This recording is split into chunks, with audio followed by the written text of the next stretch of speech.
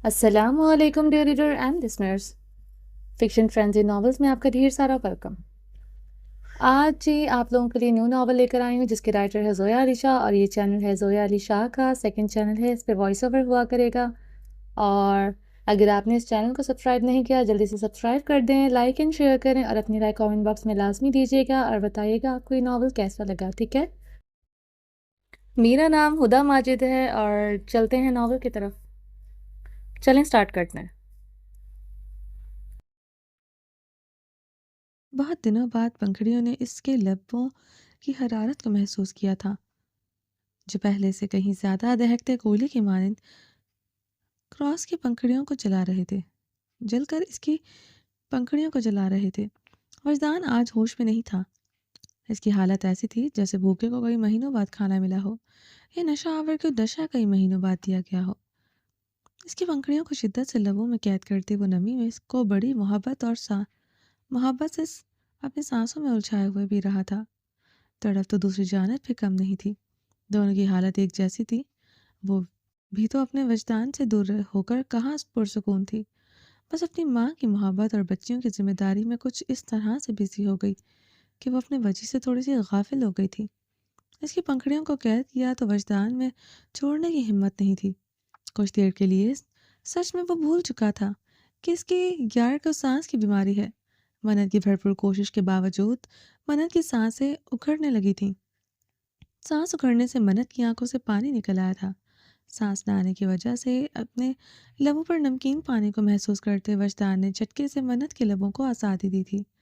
وہ منہ کھولے ہوئے بڑے بڑے سانس لے رہی تھی۔ ہمیشہ کی طرح وجدان اس کی پنکھڑیوں پر جھکے اپنی گہری سانسیں تیزی سے اس کے اندر بھرنے لگا تھا۔ وجدان کا یہی انداز تھا اپنی یار کو سانس دلانے کا، اسے پمپ کا اپنی یار کے لبوں سے سانسیں بھرنے کا بالکل پسند نہیں تھا۔ اس نے اس قدر اپنے یار کو اپنی سانسوں کا عادی بنا رکھا تھا کہ وجدان کی سانسیں منت کے لیے دوا کا اثر کرتی تھی۔ منت کی سانسیں ہمیشہ کی طرح کچھ سیکنڈوں کے بعد ہی بحال ہونے لگی تھی، مگر وجدان کے لب مسکرا اٹھے تھے، دل خوشی سے جھوم اٹھا تھا جب اس کے یار نے سانسیں ملتے ہی وجدان کے لبوں کو اپنی پنکھڑیوں میں قید کرتے وجدان کے آتشی لبوں سے نمی کے قطروں کو بے دردی سے کھینچنا شروع کیا تھا۔ منت کے اندر انداز جام پینے سے ایک بات تو پکی تھی کہ وجدان کے ہونٹوں پر ایک نہیں 2 سے 3 قط لگ چکے تھے، مگر یہ جلن، یہ درد اس قدر خوبصورت اور میٹھی تھی کہ وجدان نے اپنے ہونٹوں کو ساکت کر لیا تھا تاکہ اس کا یار اس کے لبوں پر اپنی خماری کے گہرے رنگ چھوڑ سکے۔ مگر وہ منت تھی جو کچھ دیر بعد ہی گہری سانسیں لیتی ہوئی وجدان کے لبوں کو آزاد کر چکی تھی۔ سر اس کے سینے سے ٹکائے وہ گہری سانسیں لے رہی تھی۔ تیری سادگی، تیری عاجزی، تیری ہر ادا کمال ہے، مجھے فخر ہے، مجھے ناز ہے، میرا یار بے مثال ہے، خماری سے کہتے ہوئے اسے اپنے مہکتے سینے میں چھپاتے اس کے بالوں پر لب رکھ کر چوم رہا تھا۔ وجی آئی لو یو۔ وجدان کے کالر کو ہاتھ سے پکڑ کر سائڈ میں ہٹاتے ہوئے اس کی گردن پر لبوں کی لب وائٹ بناتے ہوئے اس کی خماری سے سرگوشی اتار رہی تھی۔ وجدان کا اس وقت اس قدر زور سے دل دھڑک اٹھا جیسے پسلیاں توڑ کر باہر آ جائے گا اور دیکھے گا کہ اسے اتنے پیار اور خمارے سے آئی لو یو کہنے والی کیسی ہے۔ I love you to my beautiful wife. میری یار کا اظہار محبت کرنے کا انداز بہت جان لیوا ہے۔ اس کے ریشمی بالوں پر ہاتھ رکھتے ہوئے ہلکا سا بالوں کو جھٹکا دیتے ہوئے پیچھے کو جھکایا، لب اس کی دودھیا مخملی گردن پر رکھتے اس کی گردن سے اٹھنے والے اس کے وجود کی خوشبو کو سانسوں میں اتارتے ہوئے وہ مدہوشیوں کے سمندر میں اترنے لگا تھا۔ لب اس کی گردن پر رکھے گردن کو جامنی کر رہا تھا، بہت جان لیوا شدت تھی آج وجدان کے پیار کرنے کے انداز میں۔ روم میں مدھم سے رومانٹک میوزک نے ماحول کو اور بھی رومانٹک بنا دیا تھا۔ اس کی گردن پر جھکا تو اتنا بھول چکا تھا، بہت دنوں سے سوکھے لبوں کو اس کے وجود سے نمی پینے کا موقع ملا تھا۔ وہ تو دیوانہ ہو کر بہکتے ہوئے منت کے مخملی رنائیوں سے نمی کے ہر قطرے کو کھینچتے ہوئے اپنے اندر لے جانے کو بےتاب تھا۔ منت سسکیاں لے رہی تھی، اس کی تیز ہوتی سانسوں سے اس کی سسکاریاں وجدان کو اور بہکا رہی تھی۔ اس سے پہلے کہ وہ پوری طرح سے بہک جاتا، ان دونوں کی شہزادیوں نے اٹھ کر شور مچا دیا تھا۔ وجدان کو تو پتا ہی نہیں تھا کہ اس کی بیٹیاں روم میں ہیں۔ وہ جھٹکے سے منت سے دور ہو گیا۔ منت، ہانیہ اور رانیہ روم میں ہے۔ وجدان نے جلدی سے لائٹ آن کی۔ جی سو رہی تھی۔ وہ تو جلدی سے بچیوں کی جانب بڑھی تھی۔ یار وجدان، دوبارہ ایسا نہ کرنا، میری بیٹیاں روم میں ہو اور ان کا بابا بہک کر ان کی ماما کے قریب جائے۔ یہ بات میرے لیے بے حیائی اور بے شرمی ہے۔ سوری، میں نے تو صرف آپ کو سرپرائز دینے کا سوچا تھا، اور میں نے کہا بچیاں مل کر جب اپنے روم میں چلی جائیں گی۔ وہ شرم سے لال پڑتے ہوئے چہرے کو خود پر شرمندہ تھی۔ بات کو بیچ میں ادھورا چھوڑ کر بچیوں کو چپ کروانے لگی۔ وجدان نے آگے بڑھ کر ہانیہ کو اٹھایا، جبکہ رانیہ کو منت نے اٹھایا تھا۔ وہ اسے اٹھائے ہوئے بیڈ پر بیٹھ گئی تھی۔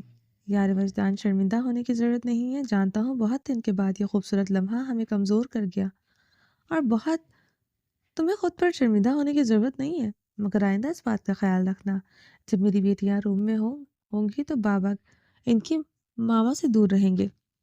اب کی بار وجدان نے ہلکا سا مسکرا کر کہا تھا، کیونکہ منت کافی شرمندہ ہو رہی تھی، اور منت کو شرمندہ کرنا اس کا مقصد نہیں تھا۔ منت کو تو خود اندازہ نہیں تھا کہ یوں اچانک وہ اتنا بہک جائیں گے کہ لائٹ تک آن کرنا بھول جائیں گی۔ بس میرا بیٹا، اتنا کیوں رو رہی ہو؟ ہانیہ اور رانیہ نے ایک ساتھ روتے ہوئے روم میں شور مچا رکھا تھا۔ وجدان تو گھبرا گیا، کیونکہ اس نے کبھی بچیوں کو اس طرح سے روتے ہوئے نہیں دیکھا تھا۔ وہ تو جب بھی جاتا، عافیہ چچی اور جمل بھی روم میں موجود ہوتی تھی۔ سب مل کر بہت اچھی طرح سے بچیوں کو سنبھال لیا کرتی تھی۔ آج اچانک بچیوں کو اتنا روتا دیکھ کر وہ کافی گھبرا گیا تھا۔ مگر میں نے تو جانتی تھی کہ وہ بھوک سے رو رہی ہیں، کافی دیر سے سو رہی تھی، اب تو ان کو فیڈر چاہیے تھا، ان کو فیڈ چاہیے تھا۔ مگر وجدان کے سامنے فیڈ کروانے کا سوچ کر بھی وہ تو شرم سے لال ہو رہی تھی۔ بچیاں 2 ماہ کی ہو چکی تھی، ابھی تک اس نے وجدان کے سامنے ایک بار بھی فیڈ نہیں کروایا تھا۔ ڈاکٹر نے بچیوں کو اپنی فیڈ زیادہ کروانے کو کہا تھا، اس لیے منت اپنی خوراک پر زیادہ توجہ دیتی تھی اور بچیوں کو زیادہ تر اپنی فیڈ ہی کروا رہی تھی، جس سے دن بدن بچیوں کی صحت بہت اچھی ہوتی جا رہی تھی۔ ماں کا دودھ بچے کے لیے سب سے فائدہ مند ہوتا ہے، اسے 1000 بیماریوں سے بچاتا ہے، اور منت کہیں پر کوئی غفلت نہیں کرنا چاہتی تھی۔ چچی کو بلاؤ، یہ کیسے چپ کریں گی؟ وہ اپنی بیٹی کو گود میں اٹھا کر ہلکا سا کندھے سے لگا کر پریشانی سے چہرہ منت کی جانب کیے دیکھ رہا تھا۔ نہیں، امی کو بلانے کی ضرورت نہیں ہے، میں ان کو ان کے روم میں لے کر جاتی ہوں، یہ چپ ہو جائیں گی۔ کیا مطلب کہ روم میں جا کر چپ ہو جائیں گی؟ منت، کچھ دیر ان کو یہاں رہنے دو، اس کے بعد ان کو روم میں چھوڑ کر آنا۔ مجھے ملنا ہے یار ان سے، میرے سارے دن کی تھکن اتر جاتی ہے ان سے پیار کر کے۔ وہ اپنی بیٹی کے ماتھے پر لپ رکھ کر پیار کرتے ہوئے بہت بہت پیارا بابا لگ رہا تھا۔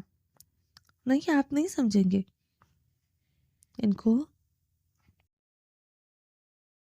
کمرے میں لے جانا پڑے گا۔ وہ بچی کو گود میں اٹھائے ہوئے دوسرے کمرے کی جانب تیاری کر رہی تھی۔ کیا مطلب؟ مجھے سمجھ نہیں آئے گا۔ بتاؤ، اس روم میں ایسا کیا ہے جو یہاں نہیں ہے؟ زدہ ہو کر کے سامنے آ کھڑا ہوا تھا۔ اسے تھوڑا بہت اندازہ ہو چکا تھا منت کیا کہنا چاہتی ہے، بچہ نہیں تھا جو سمجھ نہ پاتا ہو۔ ان کو بھوک لگی ہے، اور جب تک یہ فیڈ نہیں کریں گی یہ چپ نہیں ہوں گی۔ وہ نظر چکائے ہوئے بہت خوبصورت لگ رہی تھی۔ وجدان کہکا لگا کر ہنسا تھا، تو یار وجدان، ان کو فیڈ کر رہا ہو، مسئلہ کیا ہے؟ میں آپ کے سامنے کیسے فیڈ کروا سکتی ہوں؟ وہ نظر چکائے ماتھے پر ہاتھ رکھتے ہوئے بڑی مشکل سے بولی۔ میرے سامنے نہیں کروا سکتی، اس کا کیا مطلب ہے؟ وجدان اس کے مقابل ہوتا ہے، اس کی تھوڑی پر ہاتھ رکھے اس کا چہرہ اپنی جانب کرتے ہوئے بولا، گہری نظروں سے اس کے شرمائے ہوئے چہرے کے ایک ایک نین نقش کو دیکھ رہا تھا۔ مجھے پورا حق ہے تمہیں دیکھنے کا، اگر میرے سامنے فیڈ نہیں کروا سکتی تو پھر تمہیں کسی کے سامنے بھی نہیں کروانا چاہیے۔ بیڈ پر بیٹھو اور فیڈ کرواؤ ان کو، میں بھی تو دیکھوں میری بیٹیوں کی پیاری سی اماں فیڈ کرواتے ہوئے کیسے لگتی ہیں۔ اس کی آنکھوں میں بے تحاشا شرارت نظر آ رہی تھی۔ نہیں وجیہ، مجھے آپ کے سامنے شرم آتی ہے، ہمارے درمیان اب شرم والا رشتہ ختم ہو چکا ہے، اور فیڈ کرواتے ہوئے جس خوبصورت حصے کو میری نظر سے چھپانا چاہتی ہو، اس سے بہت گہرا تعلق ہے میرے لبوں کا۔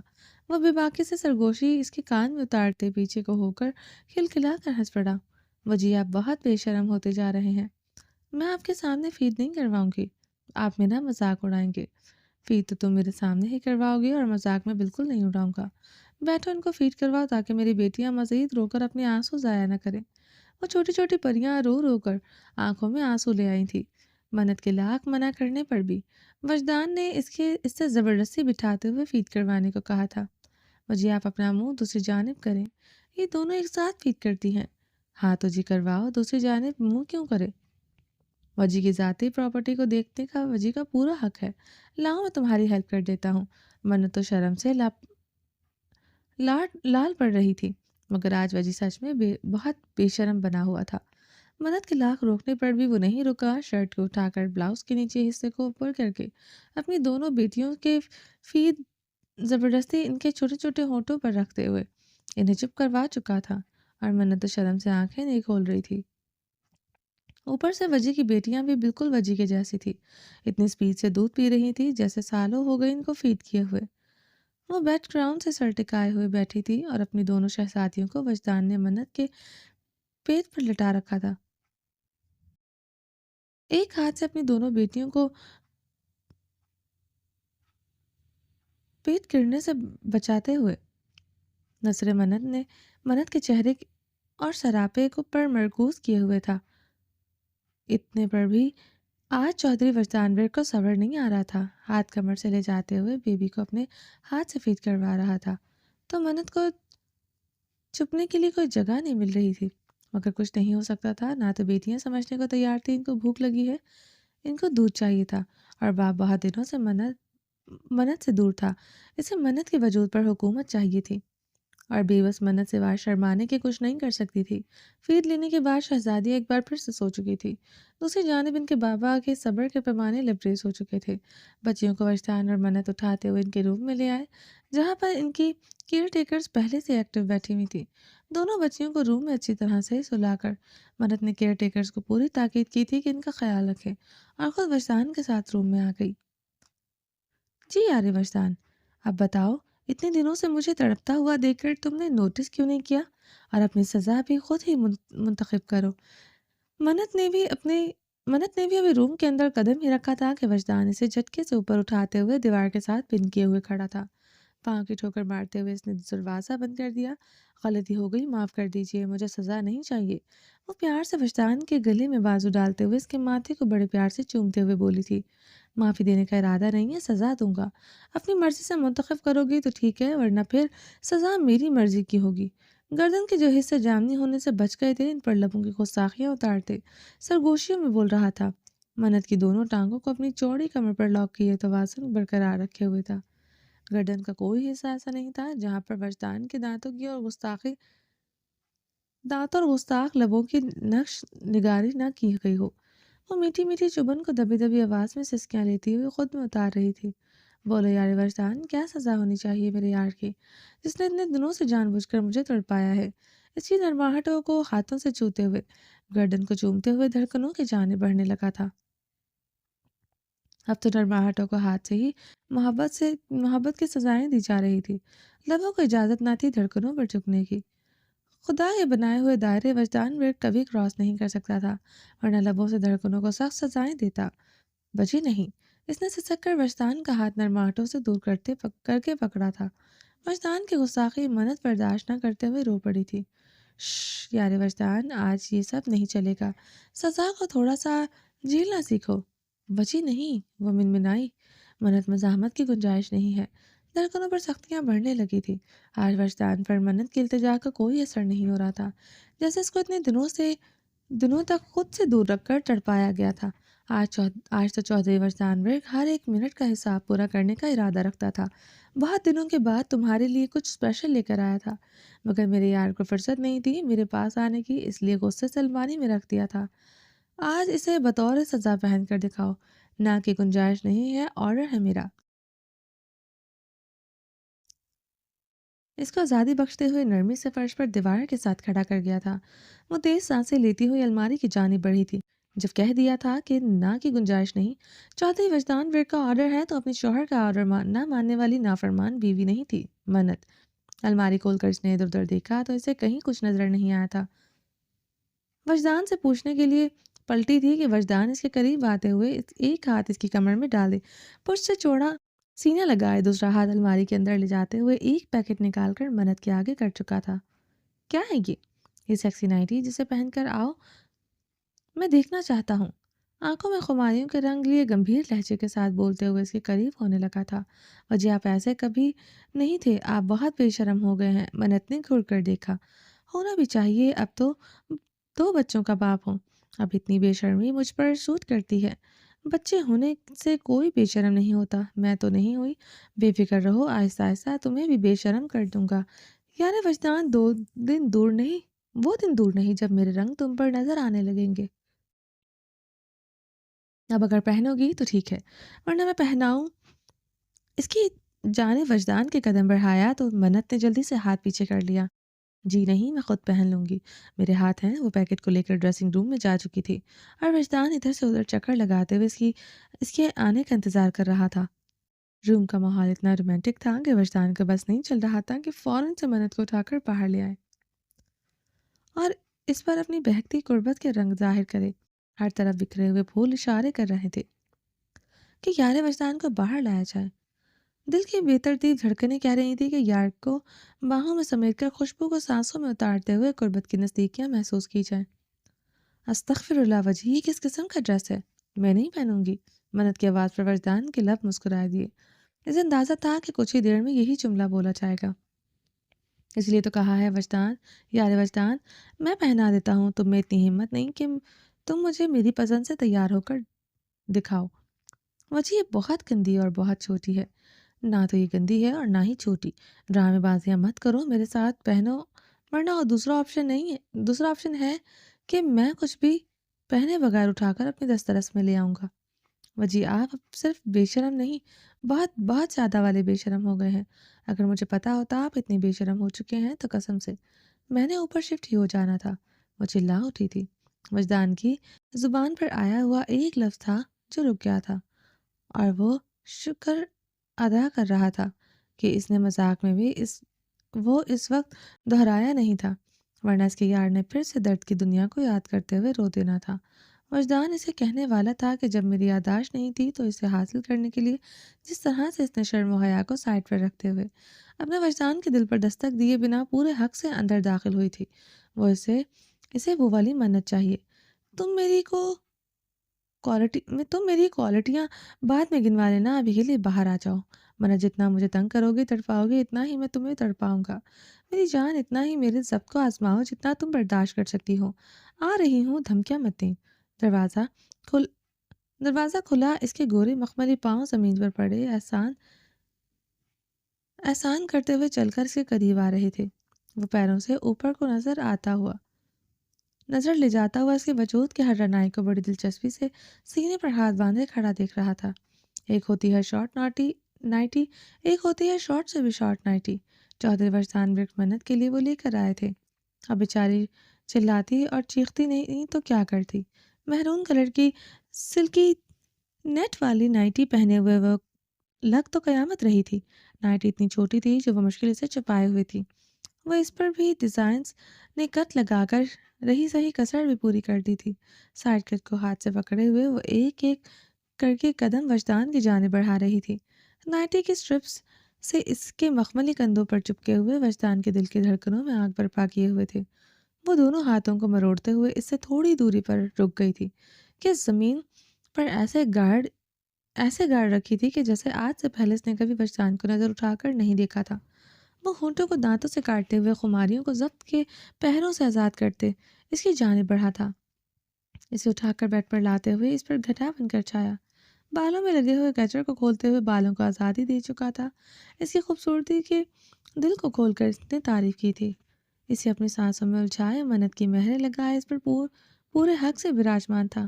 ہر گزرتے لمحے کے ساتھ وجدان کی خماریوں میں اضافہ ہو رہا تھا۔ اب وجدان کی محبت جو منت نے تڑپایا تھا اس کی سزا کی سسکیوں کو تھمنے کا موقع نہیں دے رہی تھی۔ روم میں منت کی تیز سسکیوں کی آوازیں گونج رہی تھی جو رومانٹک سانگ کے اندار مل کر روم میں ایک اپنا ہی دم توڑ رہی تھی۔ اس کے ہاتھوں کو سخت انگلیوں میں دبائے شدتوں کے قہر برساتے ہوئے وہ تیز سانسوں سے اس کے لبوں کو لبوں میں دبائے ہوئے تھا۔ ایسے ہی رات گزرتی جا رہی تھی۔ تاریخ میں ایک خوبصورت شہزادے اور شہزادی کی داستان لکھی جا رہی تھی۔ کہاں سے شروع ہوا تھا چودھری وجدان برک اور منت کا سفر، اور آج کہاں تک آ پہنچا تھا۔ وقت کا ستم بھی برداشت کیا، ہجر کی سولی پر بھی لٹکے تھے۔ اپنوں کی سازشوں کو بھی سہا تھا، مگر یہ سب مل کر بھی چودھری وجدان ورک کے عشق کی بنیاد کے 1 انچ بھی نہیں ہلا سکے تھے۔ چودھری وجدان جیسا پیار کرنے والا بہت کم لوگوں کو نصیب ہوتا ہے، جس نے اپنے محبوب کو ہمیشہ اپنی پناہوں میں رکھا۔ کہاں ملتا ہے ایسا شوہر جس نے اپنی بیوی کو تکلیف سے بچانے کے لیے خود کو یہ ثابت کر دیا کہ وہ کبھی باپ نہیں بن سکتا۔ ایسے شوہر کی بیوی بن کر منت کیسے نہ خود کو دنیا کی سب خوش قسمت لڑکی سمجھے۔ صرف ایک ہی تو کمی تھی اولاد کی، اور اب تو خدا نے وہ بھی پوری کر دی تھی۔ آج داستان محبت پوری ہو گئی تھی۔ آج اس شہزادے نے باپ کا رتبہ حاصل کر لیا تھا۔ یہ شہزادہ کل بھی اپنی شہزادی پر دل و جان سے مرتا تھا اور آج بھی اسے دل و جان سے چاہتا ہے۔ یہ شدتیں، یہ غربتیں، یہ سب محبت کی نشانیاں ہیں۔ جو پیار کرتے ہیں وہ پہلے نکاح کا حق دیتے ہیں۔ وجدان نے سالوں ایک گھر میں رہ کر منت کو ٹچ تک نہیں کیا تھا۔ جہاں جسموں کی ہوس ہوتی ہے وہاں محبت کا گزارا نہیں ہوتا۔ جہاں محبت ہوتی ہے وہاں جسموں کا سہارا نہیں ہوتا۔ جو پیار کرتے ہیں وہ عزت دیتے ہیں۔ جو جسم کے بھوکے ہوتے ہیں وہ باتوں کی ڈوروں میں الجھا کر برباد کرتے ہیں۔ آج محبت کے رنگ ہی تو لوگوں نے بدل دیے تھے۔ محبت جسم سے جسم کا ملاپ نہیں ہوتا۔ محبت روح سے روح کا رشتہ ہوتا ہے۔ جو شخص عورت کو نکاح کا تحفہ نہ دے سکے وہ کیا خاک اس کی عزت کرتا ہوگا؟ جو رشتہ بنا کر بعد میں نکاح کا وعدہ کرتے ہیں وہ مرد نہیں بغیرت ہوتے ہیں۔ مگر چودھری وجدان ورک ایسا بالکل نہیں تھا۔ اس نے پہلے نکاح کیا، اسے عزت سے اپنی زندگی میں داخل کیا، اس کے بعد اس پر پورے حق سے جمایا۔ اسے کہتے ہیں اصلی مرد جو سانچے میں فٹ تھا، ایک اچھا بھائی، باپ، بیٹا، سچا عاشق، عزت دینے والا شوہر، عدل سے فیصلے کرنے والا سرپنچ، اسے اپنا خوف سے شہر میں امن بنانے والا ڈپٹی کمشنر، جو گھر کو جوڑ کر رکھنے والا مضبوط صاحبان۔ آج کے وقت میں اگر کسی لڑکی کو ایک ہی مرد میں یہ سب خوبیاں ملیں تو وہ کیوں نہ اس پر مر مٹے۔ وفائے عشق میں کیا ہوتا ہے یار؟ بس اتنا سمجھ لو محبوب اپنا سب کچھ وار دیتا ہے مگر اف بھی نہیں کرتا۔ اور یہ اپنے بیٹے آبان کو سلاتے ہوئے خود بھی نیند میں جانے لگی تھی، یا پھر یوں کہیں کہ بلال سے جان چھڑانے کی خاطر وہ بھی بہت اچھی ایکٹنگ کر رہی تھی۔ بلال جو بیڈ پر ان کے پاس ہی بیٹھا ہوا لیپ ٹاپ پر کچھ کام کر رہا تھا، یا پھر یوں کہیں کہ ٹائم پورا کر رہا تھا تاکہ اس کا بیٹا سو جائے۔ اسے آج کل حریہ کے سب ڈرامے سمجھ میں آ رہے تھے۔ سارا دن آبان کے ساتھ مصروف رہنے کے بعد رات کو اس کا یہی ڈرامہ ہوتا تھا کہ وہ اسے سلاتے ہوئے گہری نیند میں سو جاتی۔ بلال جو آج کل اس پر تھوڑا ترس کھانے لگا تھا، آبان کے ساتھ سارا دن وہ بزی رہنے سے وہ تھکی ہوئی تھی، اور یا اس بات کا بڑا ناجائز فائدہ اٹھا رہی تھی۔ اب یہ بات بلاج کو پتہ چل گئی تھی۔ آج وہ کڑا پہرا لگا کر بیٹھا ہوا تھا۔ جب بلاج کو اندازہ ہونے لگا کہ حریہ اپنے ڈرامے پر اتر آئی ہے، وہ آنکھیں بند کیے ہوئے سونے کا ڈرامہ کر رہی ہے، آبان تو کب سے سو چکا تھا۔ بلاج لیپ ٹاپ کو سائڈ پر رکھتے ہوئے اس کے چہرے پر چہرہ چکائے گہری نظروں سے اس کی بند آنکھوں کو دیکھ رہا تھا۔ وہ دیکھنا چاہتا تھا کہ اس کی حور ڈرامے کو کتنا اچھے سے پرفارم کرتی ہے۔ جو حریہ سمجھ رہی تھی وہ روز کی طرح بلاج اسے گہری نیند میں دیکھ کر لیپ ٹاپ سائڈ پر رکھ کر سو گیا ہے۔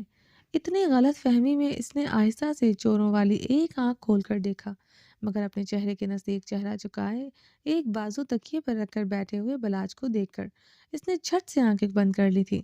وہ اب بھی خاموش تھا، جھوٹ ڈرامہ جاری رکھے ہوئے تھی، نیند میں انگڑائی لیتے ہوئے اپنا رخ دوسری جانب کرتے ہوئے یہ پریٹینڈ کروایا کہ وہ بہت گہری نیند میں تھی، اور اس نے بالکل بھی بلاج کو نہیں دیکھا۔ وہ اب تم اپنے شوہر کے ڈرامے بازیاں دکھا رہی تھی۔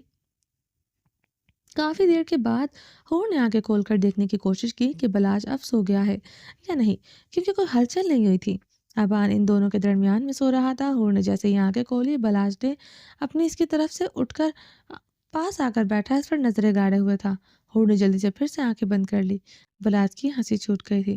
حور بیبی، تمہیں کیا لگتا ہے ایسے ڈرامے بازیاں کر کے تم مجھ سے بچ جاؤ گی؟ بلاج نے حور کو گود میں اٹھاتے ہوئے مصنوعی غصیلی نظروں سے دیکھا۔ بلاج پلیز نہیں، مجھے اپنے بیٹے کے ساتھ سونا ہے، وہ بچوں کی طرح پاؤں مارتے ہوئے اونچی آواز میں بولی۔ شش، بلاج نے گھورتے ہوئے اس کی آنکھوں کے اشارے سے خاموش رہنے کو کہا۔ اگر تمہارا بیٹا اٹھ گیا تو مجھ سے برا کوئی نہ ہوگا۔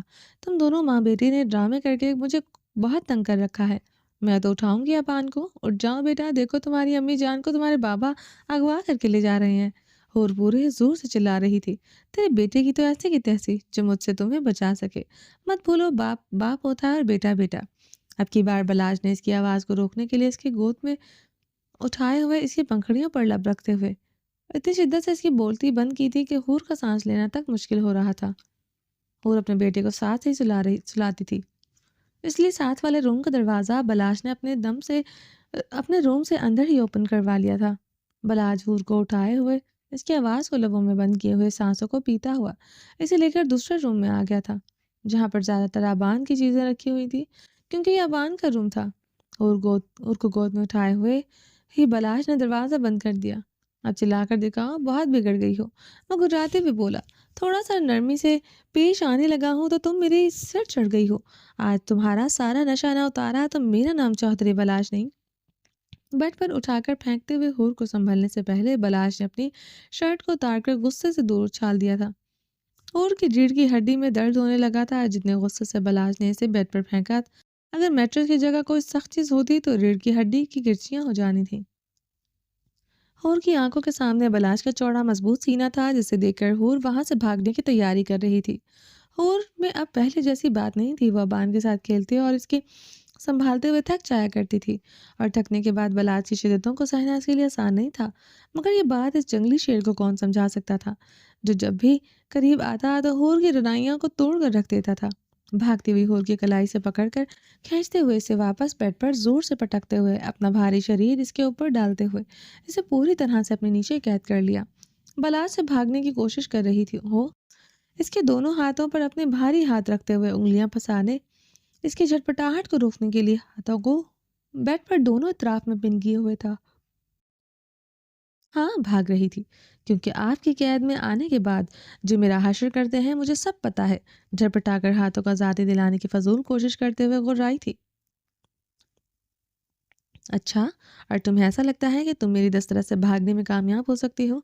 इस पर तंजिया लहजे से हंसते हुए इसके निचले दांत पर जोर से दांत काढ़े थे। वो सिसक उठी थी। बस मुझे खाना शुरू कर दें, इसीलिए मैं आपसे दूर भागती हूँ। होंठों पर जलन से वो चिल्लाई थी। जब दूर रहकर तड़पाओगी तो मेरे करीब ना आने के बहाने ढूंढोगी, तो फिर तुम्हें खाऊंगा नहीं तो शीशे की तरह क्या सजा कर रखूंगा? और बेबी, मैं आज भी वही चौधरी बलाच हूँ जो तुम्हें अपनी शिद्दतों से तड़पाकर ससकने पर मजबूर कर दिया करता था। बदला नहीं हूँ। अगर थोड़ा सा रहम खाने लगा हूँ तो तुम इतनी मत बिगड़ो कि मैं पहले से ज़्यादा खतरनाक हो जाऊँ। जानती हूँ आप पहले भी जालिम थे और अब भी जालिम हैं। Very good. ये कहना बिल्कुल ठीक है कि मैं जालिम हूँ। अब तो मेरे लिए सब आसान हो गया है। मुझे खुद पर इल्ज़ाम मंजूर है। मैं जालिम था, हूँ और हमेशा रहूँगा। अगर अपने हक वसूल करना तुम्हारे लिए जुल्म है तो फिर हूर बेबी, रोज़ तैयार रहा करो मेरा जुल्म बर्दाश्त करने के लिए। हूर की झुंझलाहट और गुस्से पर बलाज को अंदर से हंसी तो आ रही थी, जिसको उसने बमुश्किल रोक रखा था। वह आंखों और चेहरे पर मसनूई गुस्सा तारीकी से घूर रहा था। अगर जरा सा जाहिर कर देता कि वो नाराज नहीं है तो हूर को शह मिल जानी थी। फिर हूर ने कब इसके हाथ आना था? जब वो आंखें देखा था तभी तो हूर डर कर इसकी कुर्बत में बनने को तैयार होती थी, वरना जब से आबान पैदा हुआ था हूर के बहुत पर निकल आए थे। रोना धोना बंद करो, मुझ पर कोई असर नहीं होने वाला। जब मैं जालिम हूँ तो फिर मेरे सामने रोकर अपने आंसू जाया क्यों कर रही हो? हूर बलाश की धमकियों से सचमुच डर चुकी थी। वो रोने लगी थी। इसे लगने लगा था कि बलाश पहले की तरह इसे हलकान करेगा, मगर आज बलाश का ऐसा कोई इरादा नहीं था। वो तो इसे प्यार से तोड़कर खुद मर्द से मिटने का इरादा करना था कर रखता था। कौन कह सकता था कि इनकी शादी को 2 साल होने वाले हैं। आज भी ना तो हूर की बदमाशियां बदली थी और ना ही बलाश की शिद्दतों में कमी आई थी। हर गुजरते दिन के साथ इनकी मोहब्बत मजबूत से मजबूत तर होती जा रही थी। इसको रोते हुए देखकर बलाश की हंसी आखिर छूटी गई थी। वो खुद को नहीं रोक सकता था। इसके लबों को चूमते हुए प्यार से खामोश होने को कहा था।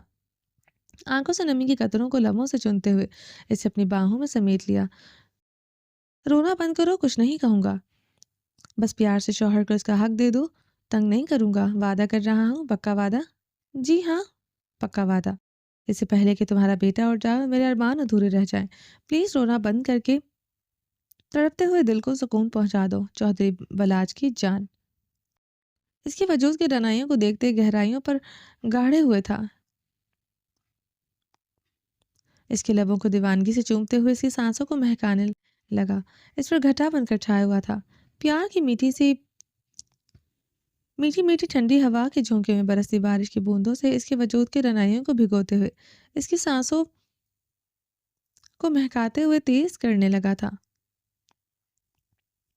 सांसों को सांसों में उलझाए हुए हाथ बेबाकियों से नरमाहटों को छूते इसकी सस्सियों को बढ़ा रहे थे।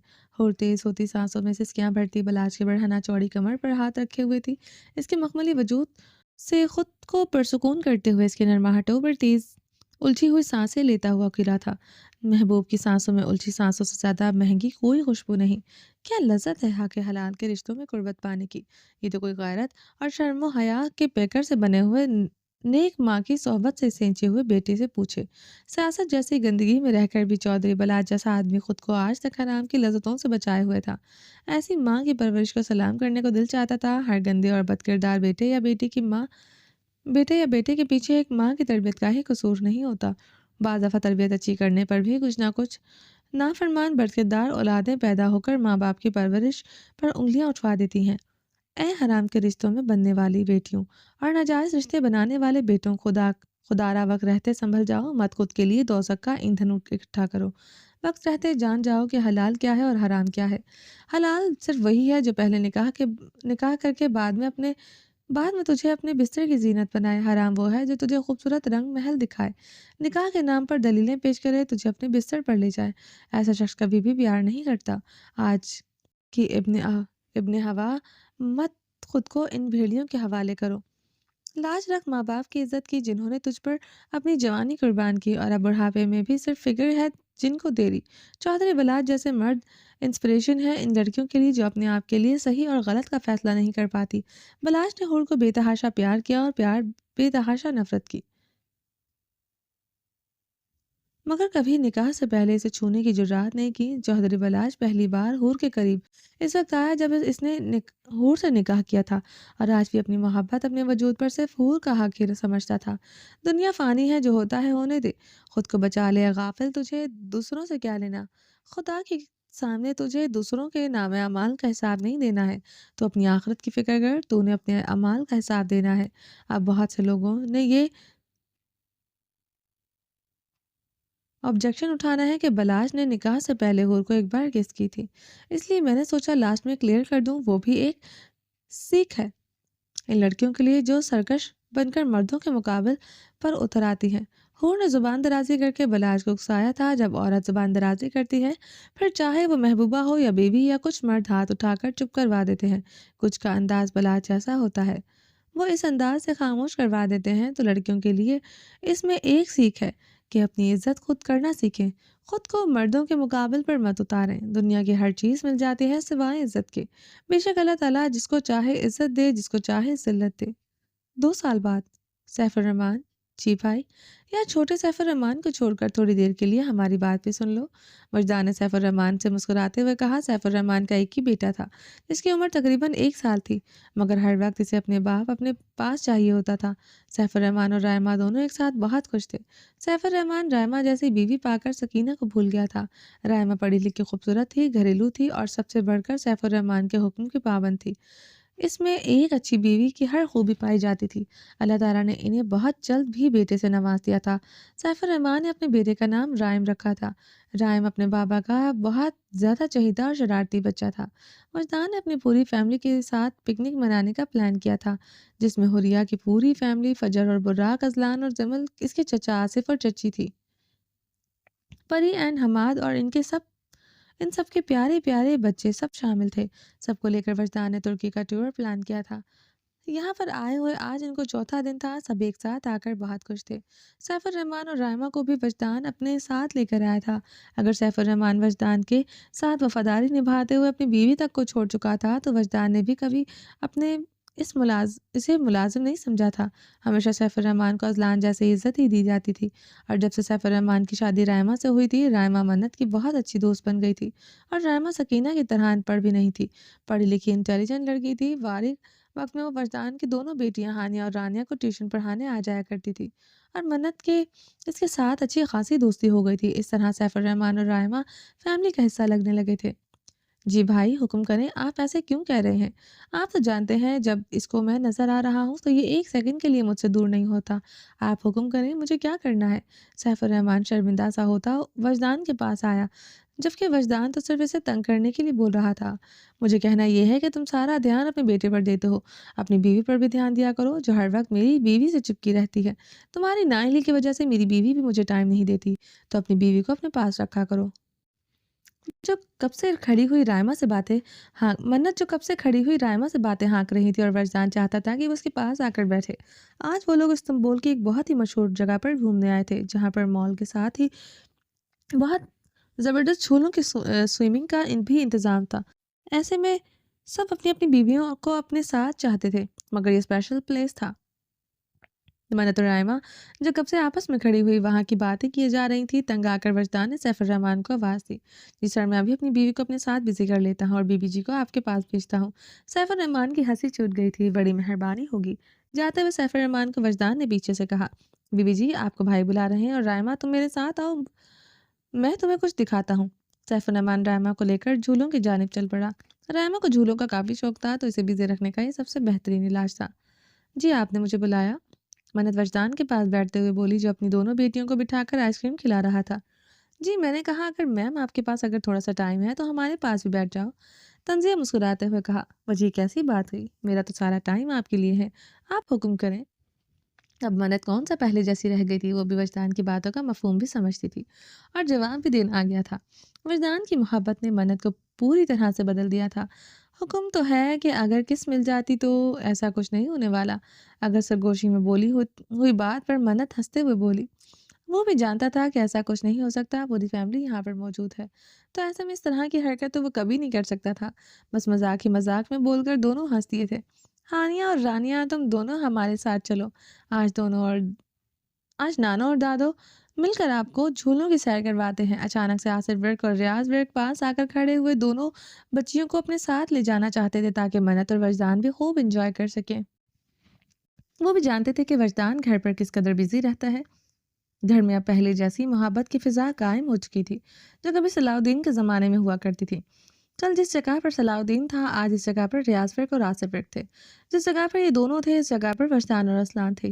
جی جی لے جائیے، جاؤ ہانیہ رانیہ، آپ لوگ دادو اور نانو کے پاس جاؤ، ذرا ہم آپ کی امی جان کو تھوڑا سا گھما پھرا لیں۔ وجدان نے تو فوراً سے بچیوں کو ساتھ بھیجنے کی حامی بھر لی تھی۔ وہ بھی یاد وجدان کے ساتھ کچھ وقت گزارنا چاہتا تھا۔ جیسے ہی وہ بچیوں کو لے کر وجدان نے منت کی کمر میں ہاتھ ڈالتے ہوئے آنکھ تپائی، سدھر جائیں وجی، اب تو آپ 3 بچوں کے باپ بننے والے ہیں۔ منت نے اپنے بڑے ہوئے پیٹ کی جانب اشارہ کیا۔ منت پھر سے ایکسپیکٹ کر رہی تھی اور اس بار وہ دل سے چاہتی تھی کہ اللہ تعالیٰ سے بیٹا تھے۔ بچے ہونے سے سدھرنے کا کیا تعلق ہے؟ ویسے ہی میں تو بہت سلجھا ہوا بچہ ہوں، اور کتنا سلجھا ہوا بنانا چاہتی ہو یار وجدان؟ سلجھے ہوئے تھے، اب سلجھے ہوئے نہیں ہیں، اب تو آپ بہت شرارتی ہو گئے ہیں۔ دونوں ہنستے ہوئے باتیں کرتے ہوئے کتنا خوبصورت کپل لگ رہے تھے۔ وجدان سے منت کو ایک بہت ہی لائٹ سی چلنے والی جھولے میں لے کر بیٹھا تھا۔ وجدان کو جھولے وغیرہ بالکل پسند نہیں تھے، مگر منت کو خوش کرنے کے لیے اس کے ساتھ بیٹھا تھا۔ جانتا تھا کہ اگر اس کو اکیلی بیٹھنے کو کہا تو اس کا موڈ خراب ہو جائے گا، اور اس کو وجی کو کہاں اپنے یار کے موڈ کو خراب کرنا تھا۔ یہ کیا کر رہے ہیں؟ منت مسکراتے ہوئے پوچھ رہی تھی۔ کچھ نہیں، جھولا چلنے والا ہے، کہیں میرا بچہ نہ ڈر جائے، اس کے لیے اسے سیف کر کے بتا رہا ہوں کہ اس کا بابا بھی اس کے ساتھ بیٹھا ہے۔ جھولا چلنا شروع ہوا تو وجدان نے کمر کے پیچھے سے لے کر جا کر اس کے پیٹ پر ہاتھ رکھ دیا تھا۔ یہاں پر اسی بات کو ڈسکس کر کے دونوں ہنس رہے تھے۔ زمن مجھے سچ میں نہیں سمجھ میں آ رہا کہ تم بچی ہو یا تمہارے دونوں بچے۔ مجھے تو ایسا لگ رہا ہے کہ میں 3 بچوں کو گھما رہا ہوں۔ اچھی بات ہے، گھمانا بھی چاہیے، گھر جا کر آپ بزی ہو جائیں گے، ہمارے لیے آپ کے پاس ٹائم نہیں ہوگا، تو ہم بھی جتنا آپ کو تنگ کر سکتے ہیں کر لیں، ہمیں بھی یہی بینیفٹ ہے آپ کے ساتھ گھومنے کا۔ زمل اپنے بچوں کے ساتھ بھاگتے ہوئے ایک جھولے سے اترتی تو دوسرے پر سوار ہو جاتی۔ ازلان تنگ آ گیا تھا۔ اب تو میں سوچ رہا ہوں کہ میں واپس ترکی ہی شفٹ ہو جاتا ہوں، تم لوگ وہاں رہنا، اور جب کبھی مہینوں بعد آؤں گا تو پھر تنگ کر لینا، جا کر دکھائیں، جان نہ نکالوں گی، یہ ڈرامے بازیاں کسی اور کو دکھائیے گا، چپ چاپ ہمیں سب جھولوں پر ایک ایک بار بٹھائے، ہم یہاں گھومنے آئے ہیں تو گھوم کر جائیں گے، اور یہ دھمکیاں کسی اور کو دیجیے گا۔ زمل کے کان پر جوں بھی نہیں رینگی تھی۔ ازلان زمل کی دھمکی اچھی طرح سے جانتی تھی۔ کہ اذلان سے دھمکیاں دے سکتا ہے، اصلیت یہ کہ خود بھی اپنے گھر اور بچوں کے سے 1 منٹ کی دوری برداشت نہیں کر سکتا۔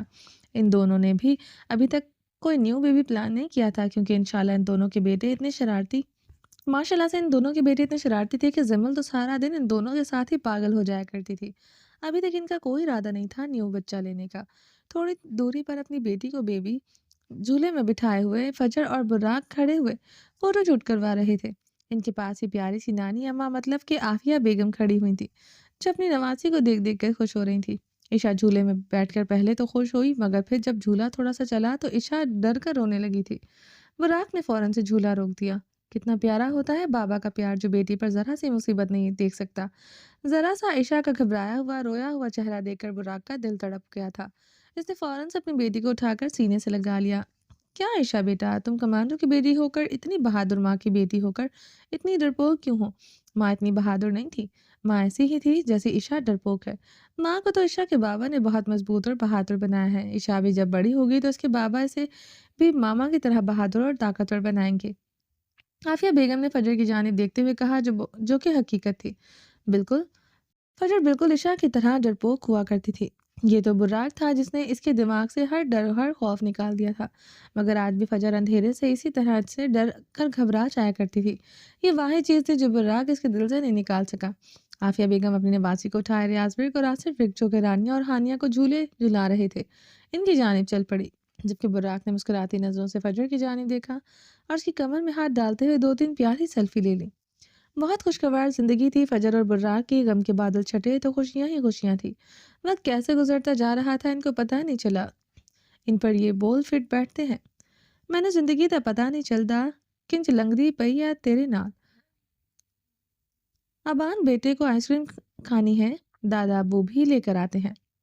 وقاص صاحب بلاش کے بیٹے ابان کو گود میں اٹھائے ہوئے گھما رہے تھے۔ بلاش کا بیٹا وقاص کی آنکھوں کا تارا تھا۔ صدف تو اپنے پوتے کے پیچھے پاگل تھی، مگر وقاص تو بچپن میں جو پیار بلاش کو نہیں دے سکا تھا، وہ پیار بھی ابان کو مل رہا تھا۔ ابان ہر وقت اپنے دادا کا چہیتا بن کر ان کے کندھوں پر سوار رہتا۔ بلاش اور وقاص کے بیچ کی دنیا پوری طرح سے ختم ہو چکی تھی۔ اب تو بلاش وقاص کو بابا جان کہہ کر بلایا کرتا تھا، اور یہ اپنے بیٹے کی حرکتیں دیکھ کر خوش ہو رہی تھی، جو اپنے دادا اور دادی کو گھمانے کے نام پر پیچھے پیچھے بھاگ رہا تھا۔ کیا بات ہے، اکیلے اکیلے مسکرایا جا رہا ہے؟ بلاش نے کندھا مارتے ہوئے پاس آ کر پوچھا۔ بلاش کافی دیر سے کھڑا ہوا فون پر کسی سے بات کر رہا تھا۔ وہ چڑھ کر اس سے دور آ کر کھڑی ہو گئی تھی۔ اسی وقت اس کی نظر وقاص اور صدف پر پڑی، جو اپنے پوتے کے ساتھ کھیلتے ہوئے بہت انجوائے کر رہے تھے۔ اپنے بیٹے کو دیکھ کر خوش ہو رہی ہوں، کیونکہ اپنے بیٹے کے باپ کے پاس ٹائم نہیں۔ گھر میں بھی کان کو فون لگائے رکھتے ہیں، اور اگر قسمت سے گھومنے کے لیے آ گئے ہیں تو یہاں پر بھی فون آپ کا پیچھا نہیں چھوڑ رہا۔ غلطی ہو گئی ہے، آپ کو ساتھ لا کر آپ گھر پر ہی رہتے اور آرام سے فون والوں کے ساتھ گپے لڑاتے۔ وہ غصے سے بولتی ہوئی سینے پر ہاتھ باندھے نظریں اپنے بیٹے پر گاڑے ہوئے تھی۔ استغفر اللہ، میری حور بیوی کافی زیادہ غصے میں لگ رہی ہے۔ بلاش نے بے باکی سے اس کی کمر میں ہاتھ ڈالتے ہوئے جھٹکے سے اسے اپنے قریب کیا۔ کیا کر رہے ہیں؟ حور نے گھور کر دیکھتے ہوئے کمر سے ہاتھ نکالنے کی بے جان کوشش کی۔ چودھری بلاش کا ہاتھ اس کی مرضی کے بنا حور کی کمر کیسے ہٹ کر سکتا ہے؟ اپنی بیوی کو منانے کی کوشش کر رہا ہوں۔ کوئی بھی چچوری حرکت مت کیجیے گا بلاش، ذہن میں رکھیں بھائی وجدان بھائی یہاں پر موجود ہے۔ تم ہمیشہ وجدان بھائی کی دھمکی دیتی ہو، کبھی اذلان بھائی کا نام بھی لے لیا کرو، اس سے شرم محسوس نہیں ہوتی؟ بلاش نے دانت نکالتے ہوئے بات کا رخ بدلا۔ نہیں، کیونکہ آپ میں اور اذلان بھائی میں کوئی فرق نہیں۔ جیسے آپ چچورے ہیں ویسے ہی اذلان بھائی چچورے ہیں، اور وجدان بھائی نہ تو ایسی حرکت خود کرتے ہیں اور نہ ہی ان کو اچھا لگتا ہے فیملی کے سامنے اس طرح چھیڑ چھاڑ کرنا۔ تو ٹھیک ہے، چلو پھر ان حرکتوں کے لیے روم میں چلتے ہیں۔ ویسے بھی ہمارا بیٹا تو اپنے دادا ابو اور دادی امی کے ساتھ خوش ہے۔ جی نہیں، ایسا کچھ نہیں ہونے والا۔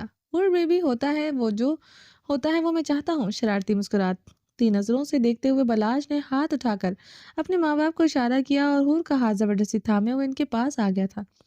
بابا، میرے سر میں شدید درد ہے، میں ہوٹل روم میں جا کر آرام کروں گا۔ اگر آپ کی اجازت ہو تو میں حور کو ساتھ لے جاؤں، اگر آپ کہیں تو ابان کو بھی لے جاتے ہیں۔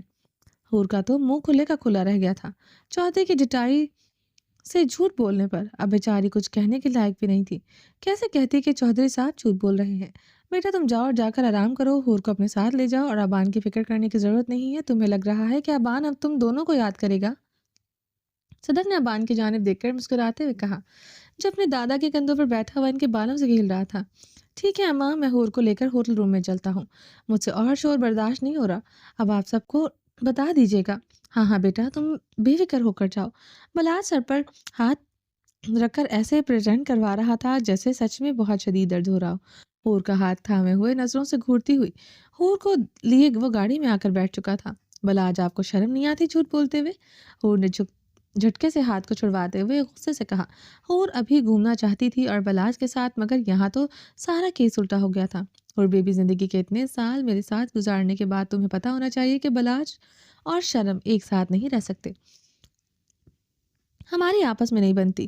دانت نکالتے ہوئے بغیر ارد گرد کا لحاظ کیے حور کے چہرے پر چکار لبوں کی جو اسی ذائقہ کچھ لمحوں کے لیے گلے میں اتارتا ہوا حور کے جھٹپٹاتے وجود کو چھوڑ کر واپس اسٹیئرنگ پر ہاتھ رکھے ہوئے ہوٹل کی جانب چل پڑا۔ حور کو ہوٹل جانے کے بعد حالات بھی کچھ زیادہ اچھے نہیں نظر آ رہے تھے۔ اصل مزے تو پچھلے 4 دن سے بلاج کر رہا تھا۔ ابان تو اپنے دادا دادی کے ساتھ سو جاتا اور بلاج کے خوب مزے تھے، اور حور کی جان کو اس نے مشکل کر رکھا تھا۔ وکیل صاحبہ آ جاؤ، ہم بھی چلتے ہیں۔ کہا مجھے نہیں، ابھی نہیں جانا، میں تو ابھی خوب گھوموں گی، پھر ہوٹل چلیں گے۔ پری جو حماد کے ساتھ خوب گھومنے کے بعد شاپنگ بھی کر رہی تھی، حماد کا اچانک سے بدلتا ہوا پلان سن کر اٹل سے جواب دیتے ہوئے بولی، پری تمہیں بیوی چاہیے مگر اس وقت مجھے شاپنگ کرنی ہے۔ پری شاپنگ تو بعد میں بھی ہو سکتی ہے، مگر میرا ابھی پورا موڈ ہے کہ میں اتنا رومانس کروں کہ تمہارے ساتھ کہ آج تو پکا بیبی لانے کا پلان کامیاب ہو جانا چاہیے۔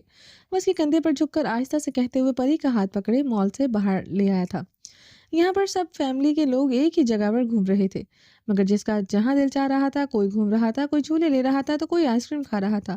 سب اپنی مرضی سے گھوم پھر رہے تھے، کسی پر کوئی پابندی عائد نہیں تھی۔ سب ایک دوسرے کے ساتھ فون پر ٹچ تھے، جس کو بھی ایک دوسرے سے ملنا یا بات کرنی ہو تو وہ ایک دوسرے کو فون پر بلا سکتے تھے۔ اصل میں حماد نے بلاج اور حریہ کو ہوٹل روم جاتے ہوئے دیکھ لیا تھا۔ بلاج اور حماد کی بہت اچھی دوستی ہو چکی تھی، اس لیے اب چودھری بلاج استنبول کے ہوٹل میں رومانٹک نائٹ کے مزے اڑائے اور حماد پیچھے رہ جائے، ایسا تو کبھی نہیں ہو سکتا تھا۔ حماد پری کی مرضی کے بغیر اس سے زبردستی ہوٹل روم میں لے آیا تھا۔ مجھے آپ پر اس وقت اتنا غصہ آ رہا ہے کہ میرا دل چاہتا ہے کہ میں آپ کا خون کر دوں، پری روم میں لے آتے ہی چلائی تھی۔ سارا راستہ بھی اس نے جھگڑا کرتے ہوئے گزارا تھا۔ کرو خون، میں تو چاہتی ہوں کہ کاٹو کھاؤ مجھے۔ حماد نے اسے اٹھا کر اپنے اوپر بٹھاتے ہوئے بیڈ پر گراتا چلا گیا۔ کیا سوچتے ہوں گے وہاں پر سب لوگ کہ ہمارے بارے میں کچھ نہیں سوچتے؟ میں نے عافیہ خالہ کو بتا دیا کہ پری کی طبیعت ٹھیک نہیں ہے۔ کیا؟ مگر میری طبیعت بالکل ٹھیک ہے، تھوڑی دیر میں خراب ہونے والی ہے، کہتے ہوئے حماد نے کروٹ لیتے ہوئے اسے بیڈ پر لٹایا اور اس پر جھکا۔ پری جو چھٹپٹا کر اس کے بال نوچ رہی تھی۔ حماد تو اس رومانٹک شہر میں اپنی رومانٹک نائٹ منائے بنا پیچھے ہٹنے والا نہیں تھا۔ پری کی شدید چیخیں روم کی فضا میں گونج رہی تھی، اپنی شدتوں کے گہرے رنگ اس کی ہر رنائی پر چھوڑ دیتے۔ سچ میں دل سے چاہتا تھا اللہ تعالیٰ اسے بھی اولاد سے نوازے۔ پری نے وکالت کا کورس کمپلیٹ کر لیا تھا، مطلب کہ پری اور حماد دونوں وکیل تھے، پر پری حماد کے انڈر ہی کام کرتی تھی۔ ابھی حماد اسے فل ٹرین کر رہا تھا، مگر اب پری کے حساب سے اسے باپ بننے کا سکھ دے سکتی تھی، اور پری تو کب سے بے چین تھی کہ اس کے گھر میں بیبی آئے تو اسی پلان کو انجام تک پہنچایا جا رہا تھا۔ صلاح الدین کی ساری اولاد پرسکون تھی، ہر طرف سکون ہی سکون تھا، گھر میں بچوں کی رونق، بڑوں میں پیار تھا، رشتوں میں سچائی تھی، گھر میں سیلیبریشن چل رہی تھی۔ ترکی ٹور سے واپس آنے کے بعد سے پری کی طبیعت کافی ڈل تھی، ہر وقت چڑچڑی سی ہوا کر جھگڑا کرنے پر آتی تھی، اور آج حماد اس کا ڈاکٹر کے پاس چیک اپ کروانے کے لیے لے کر گیا تو ڈاکٹر نے خوشخبری دی تھی، اور پری اور حماد کے گھر میں بیبی آنے والا ہے۔ اور حماد اتنا خوش تھا کہ اس کی یہ بات فون پر ہی گھر عافیہ کو بتا دی تھی، تو گھر میں تو جشن کا ماحول تھا۔